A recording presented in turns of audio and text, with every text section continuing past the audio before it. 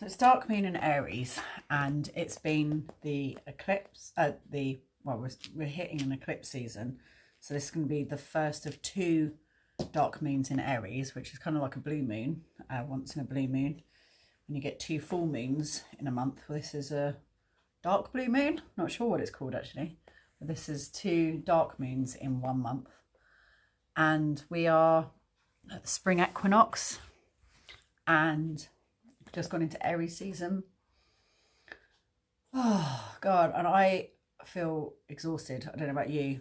I've spoken to quite a few people today, and they've all said that they feel absolutely exhausted, and that like there's loads going on, and that they're busy and all this stuff. And I think Pisces is quite a hard season, because things are just starting to wake up, and sometimes it feels sunny, and then it goes back to being bad weather, and your body kind of kick starts into being in action again, and then it goes back into like, oh God, it's winter again. And it's a turbulent time of year. And I read this earlier, which I think is so perfect for what Pisces is like. So drawing the entire, so what we've just gone through, right, and what we're going through right now, it was at 4 o'clock, the new moon. The moon went new at 4 o'clock this afternoon on Monday. So we're drawing the entire universe from the realm of Pisces, who holds all. So Pisces holds all. We're drawing the entire universe from the realm of Pisces, who holds all, and squeezing it through the pinhole of I am. And that's what Aries is. Aries is, it's the beginning of the year of the wheel of the astrological wheel of the year. So this would be the beginning of the story again. And it is like a hero's journey. It's a story, and this is the beginning. So it's kind of like a new year. And it comes from like a birth, like a primordial soup. So we're born from the soup of everything, which is Pisces, which is why it can be a bit like, just, I would be knackered. Like, and I have a practice that I do every day where I do yoga and I meditate every day, and I've done it every day. All last year I did it, but I guess I hadn't started it maybe in Pisces last year, so I hadn't noticed.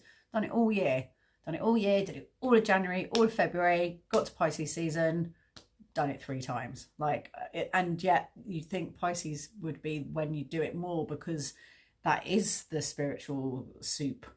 But it's almost like it does the opposite. It's just like, it's like, oh, blah, blah, blah, blah, blah, blah.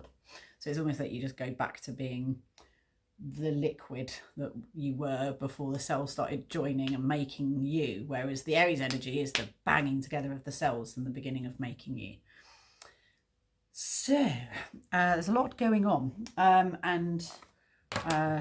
Aquarius is Pluto's about to go into Aquarius for the first time in 250 years, and that's happening on Thursday.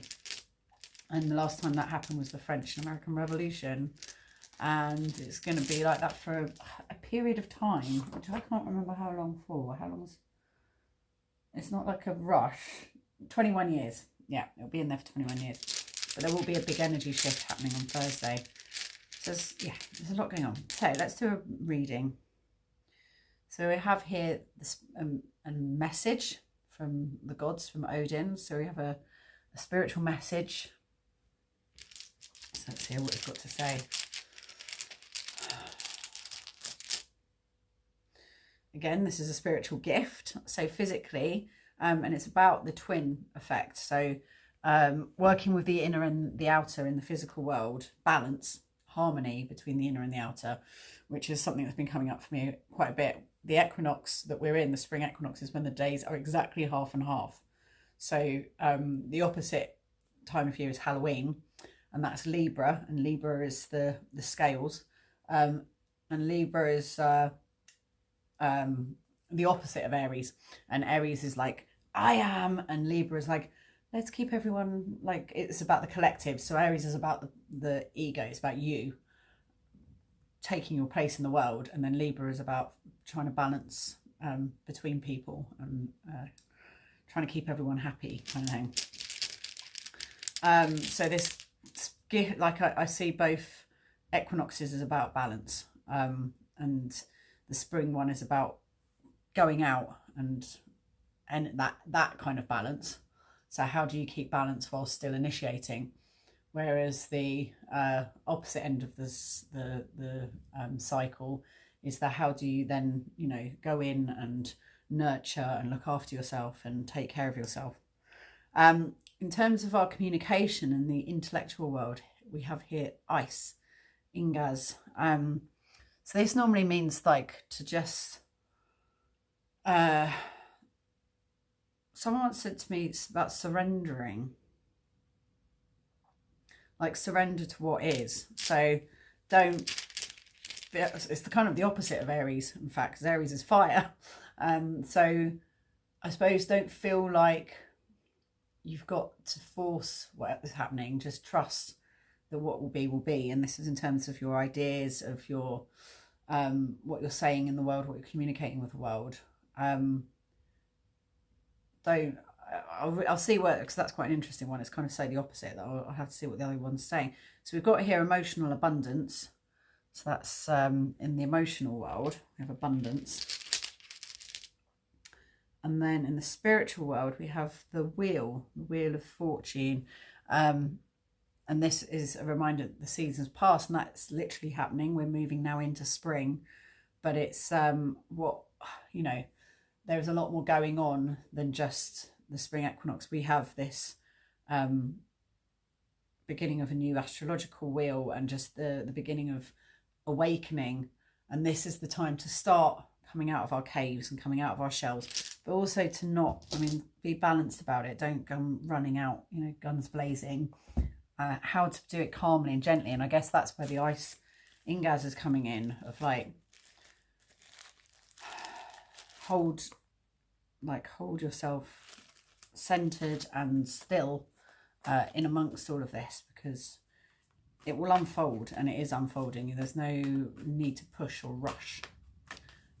So let me see what the cards say, because that will kind of push me. Okay, Knight of Swords, the Empress, and the Prince of Cups. Oh, Princess of Cups. So the Knight of Swords. Knight of Swords is very much about ideas.